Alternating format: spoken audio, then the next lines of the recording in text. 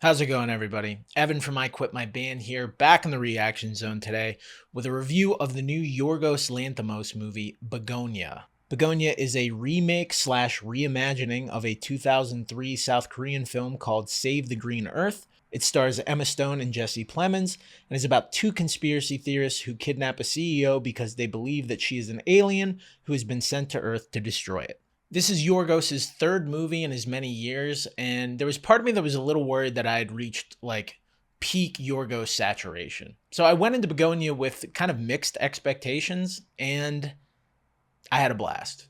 I loved this movie. Begonia, both the style and tone remind me a lot more of his earlier movies, like The Lobster or Dogtooth, which I prefer over some of his newer films. There's something about Yorgos' style to me that just works better in a contemporary setting. There's just an inherent tension to having all these insane things happening in such mundane settings that constantly have me asking, what the fuck is going on? Like, what is real? What is actually happening? Is that dog really Colin Farrell's brother? So for me, Begonia felt like a return to the type of filmmaking that I both expect and love from Yorgos Lanthimos. That tension I talked about is not only there, but they kind of build the entire movie around it. The film is essentially a two-hander between Emma Stone and Jesse Plemons. They spend most of the 2 hours locked in a dilapidated house together, but the film does such a good job of ratcheting the tension and constantly keeping you on your back foot. Your perception of these two characters is like constantly shifting, and you're never really sure what is going on. Like, are you watching a mentally ill man torture a big tech CEO? Or are you watching the one guy that's going to unravel this conspiracy that's going to make it all make sense?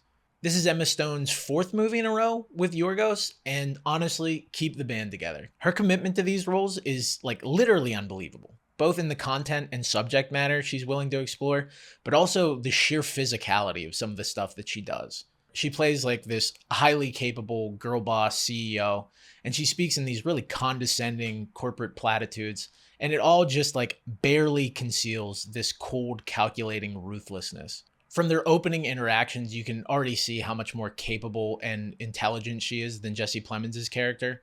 And even though she's tied to a chair and held at gunpoint, it starts to feel like he is locked in there with her and not the other way around. Plemons is also great.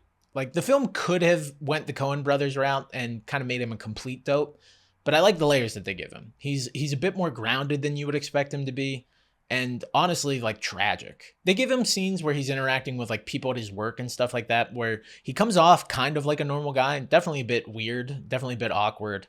And then, he starts talking about aliens and chemical castration, and you're like, yeah, you are completely insane. And even then, the movie keeps trying to humanize him. Like, it gives him this tragic backstory with his mother, and then you see kind of this like dysfunctional but ultimately sweet relationship with his cousin, and it just felt more honest than making him just like a complete tinfoil hat wearing psycho. I'd say for the first half, the film plays like an offbeat but fairly grounded psychological thriller. Like, it kind of reminded me of maybe an art house version of 10 Cloverfield Lane. So much so that I started thinking to myself, is this the most normal movie that Yorgos has ever made? And then the second half happens, and the answer is no. No, it is not. I'm going to do my best not to spoil anything. Try to go into the movie blind if you can. But I loved the ending. It's the exact kind of what the fuck, how the hell did we get here, big cinematic gamble that made me start loving this guy's movies in the first place. Like, I don't watch Yorgos Lanthimos movies for like the subtle interplay of light or like his measured reserve.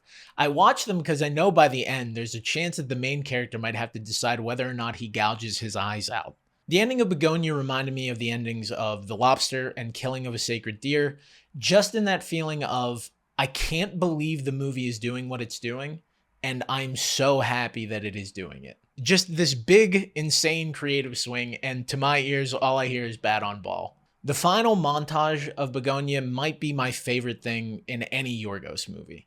It feels like it distills his creative project down to its like complete essence. It's funny, it's terrifying, it's mundane, it's surreal, and it's beautiful to look at. I will say, however, how we get there is a little messy. The first half of the movie is like really methodically paced. It's just like a rubber band slowly stretching with tension.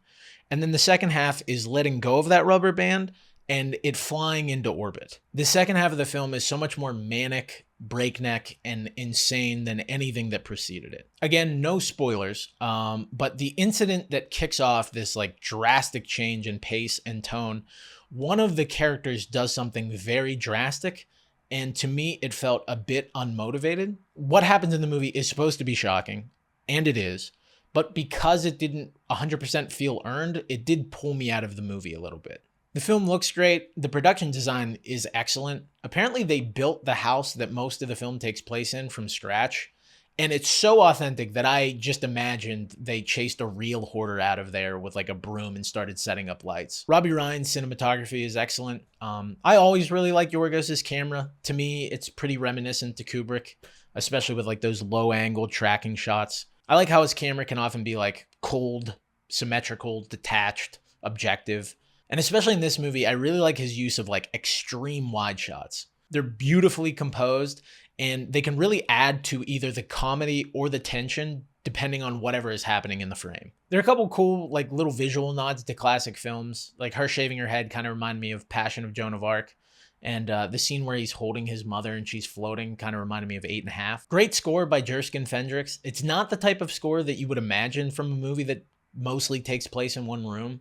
It's very bombastic and operatic, but I think that juxtaposition also adds another layer of tension to the story. I think a movie that a lot of people are going to be comparing this to is going to be Eddington. Few practical reasons. Ari Aster, who directed Eddington, is also a producer on this movie, and Emma Stone is also in Eddington. She gets to play the redheaded nut job in that movie. They're also tackling similar themes, like the breakdown of political discourse and conspiracy theories, late capitalism, how we communicate or don't communicate in the digital age. And what I like about both films is they're at least trying to grapple with the modern moment. There was a minute there where it felt like all of our best filmmakers were just going to make period films forever because nobody had a cell phone back then, and we still agreed on what shape the planet was. To Eddington's credit, I think it's a little more willing to go down and get its hands dirty with that material. Eddington ultimately feels like it has a bit more to say about the current moment. It points the finger at big tech, how they promote and profit off of our dysfunction. Whereas Bugonia goes a bit more galaxy brain, pun intended, and tries to say something about like human nature in general. It's interesting to compare these films because I do think that their approaches are pretty different and what they are trying to say is a bit different, though they do end up in a similar ballpark at least, which is, yeah, we're probably fucked. So overall, I don't think the pieces of Bugonia fit together quite as neatly as some of Yorgos' best work, but like the minute-to-minute enjoyment and the payoff are really high for me. I think if you are a fan of his other movies, no brainer, go out and see this. If you've never seen any of his movies, I don't think that this is a bad place to start. Because like I said, the first half of the movie plays like a pretty conventional thriller. And then the second half, you're going to really know whether or not this dude is for you or not. For a score, I'm thinking a clean 8 out of 10. A do your own research, hell yeah. What did you think of Bugonia? Did you like it? Did you hate it? What's your favorite Yorgos movie? Let me know in the comments below. This is Evan from I Quit My Band. I'll see you next time.